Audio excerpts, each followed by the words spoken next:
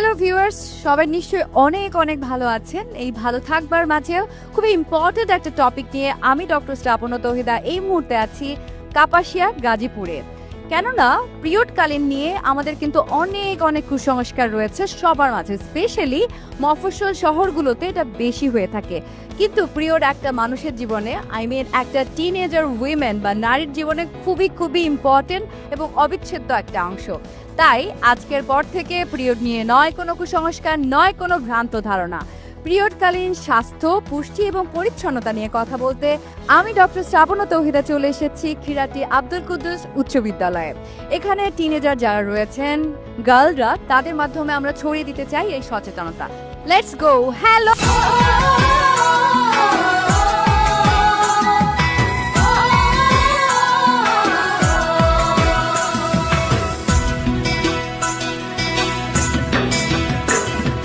রাঙা মাটির রঙে চোখে জোড়ালো, সাম্পান মাঝির গানে মন ভরালো, রূপের মধু সুরের জাদু কোন সে দেশে, মায়াবতী মধুমতি বাংলাদেশে। রাঙা মাটির রঙে চোখ জোড়ালো, সাম্পান মাঝির গানে মন ভরালো, রূপের মধু সুরের জাদু সে দেশে, মায়াবতী মধুমতি বাংলাদেশে।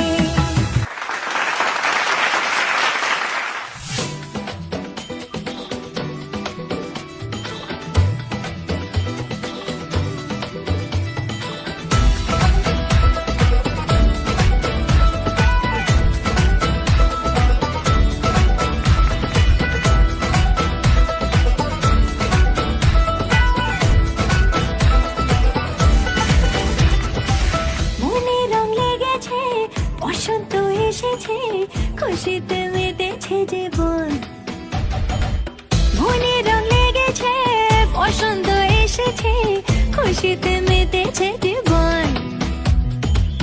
আরে সবাই মিলে ভিজবো লালে নীলে, বাজার বাজা মাদল আজ খুশির তালে তালে, দিন টানা দিন টানা টানা না না না, আজ নাচের নাচের মন শুনি না মানা।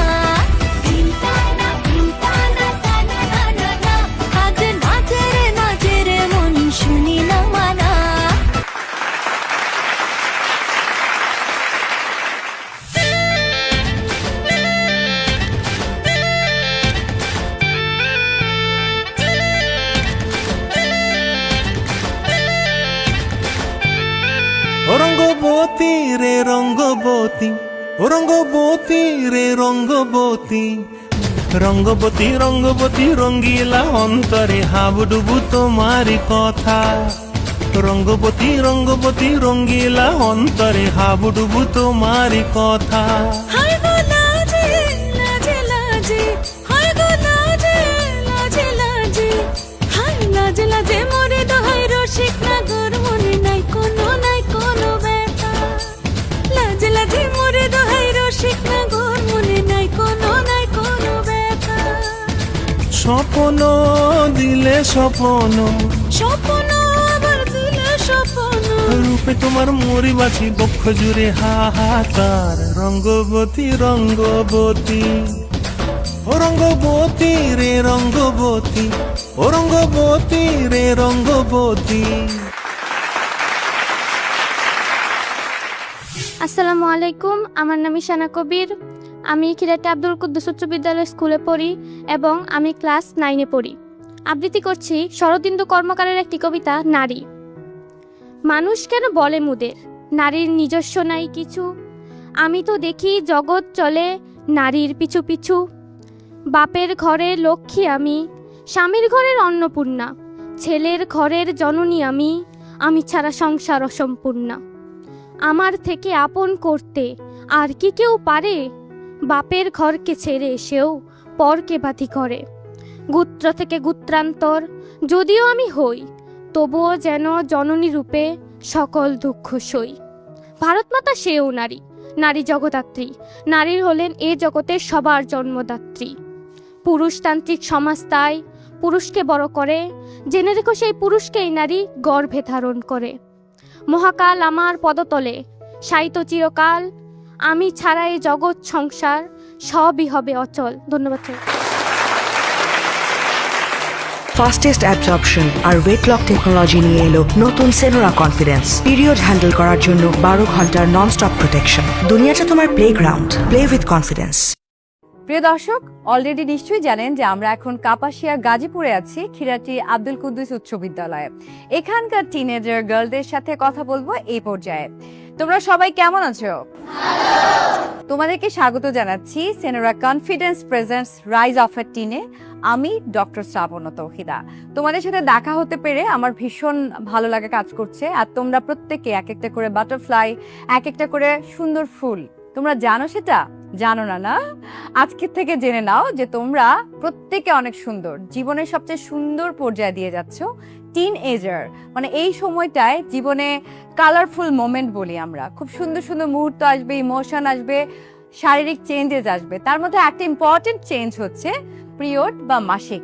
তোমাদের নিশ্চয়ই সবার এখানে মাসিক হয়েছে, হয়নি এরকম কেউ আছো? কেউ নাই, আমি জানি।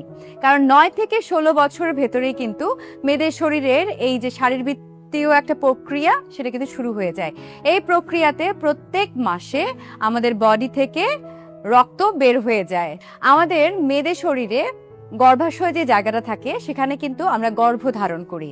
আমরাই একমাত্র প্রাণী মানুষের মধ্যে সন্তান স্ন্যাক্স রাখবে, একটু পর পর খাবে, অনেকক্ষণ না খেয়ে থাকবে না এবং পানি কম খাবে না। তো পিরিয়ডের সময় এই কয়টা জিনিসকে যদি তোমরা মাথায় রাখতে পারো, তোমরা কিন্তু এই যে তোমাদের ব্লাড প্রেশার লো হয়ে যাওয়া বা জ্ঞান হারিয়ে ফেলা বা মাথা ঘোরানো, এই জিনিসগুলোকে কিন্তু তোমরা কমাতে পারবে।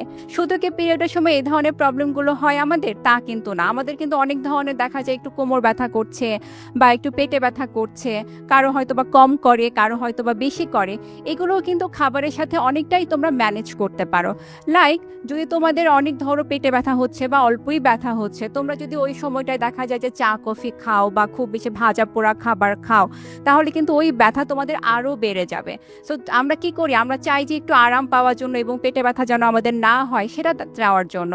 তাহলে কি করতে হবে? তোমাদেরকে ওই সময়টাতে অবশ্যই স্ন্যাক্স তো আমি যেটা বলেছি রাখবে, কিন্তু কি স্ন্যাক্স রাখবে তোমরা বাদাম রাখতে পারো, খেজুর রাখতে পারো, কলা রাখতে পারো। এই ধরনের স্ন্যাক্সগুলো তোমরা তোমাদের ব্যাগে রাখবে এবং তোমরা ওই সময়টাতে এই জিনিসগুলো খাবে। এখন আসো, এই যে তোমাদের ব্লাড প্রেশার লো হয়ে যাওয়ার কথা বলেছি, মুড যেন ডিসঅর্ডার না হয় সেটার কথা বলেছি। মুড যেন ডিসঅর্ডার না হয় বা তোমাদের যেন মন খারাপ না হয়, তোমরা যেন মানে ইফেক্টিভলি সব ধরনের কাজ করতে পারো, তোমাদেরকে এনার্জেটিক থাকতে হবে। সো এই এনার্জি রাখার জন্য তোমাদের কি করতে হবে?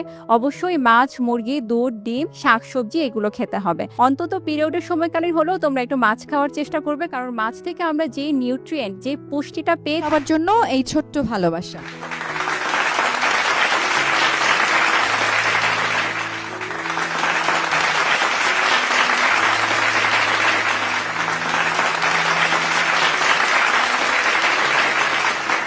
আর আমাদেরকে এত সুন্দর করে অনুষ্ঠানটা করে দেবার জন্য, পরিচালনা করবার জন্য, সাহায্য করবার জন্য, তোমাদেরকে সাহায্য করবার জন্য তোমাদের টিচার তো সব সময় থাকেন।